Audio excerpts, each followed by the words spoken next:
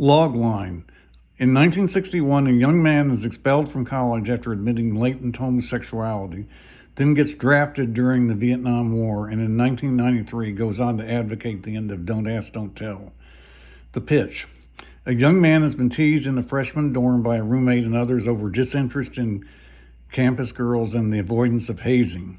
Over Thanksgiving weekend, he is publicly called in by the Dean of Men and expelled after admitting latent homosexuality under bizarre circumstances, including unexpectedly calling his parents and visiting friends in a nearby city.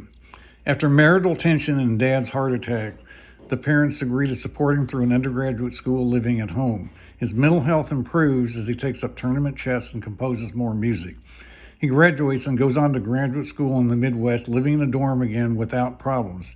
But as an assistant math instructor, he creates controversy by flunking low-rung male students who become more vulnerable to the Vietnam-era draft.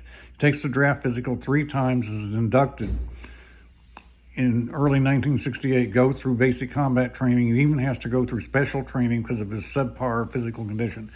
Ironically, he is interviewed for a direct commission, winds up in the Pentagon in a sensitive position where its TS clearance is turned down. He spends the rest of his hitching stateside.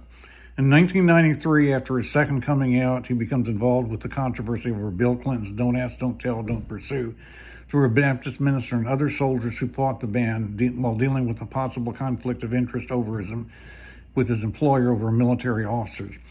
The parallel between dormitory privacy and military barracks non-privacy and cohesion becomes a foundation for his argument. An uncle is supportive of his efforts. In 2010, his mother dies in a hospice to repeal of Don't Ask, so last goal.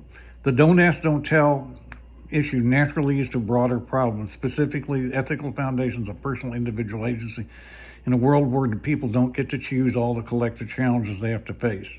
Those considerations can lead into a writing of the Bill of Rights to at least the wall to reaffirm some rights when challenged by some party's definition of the common good.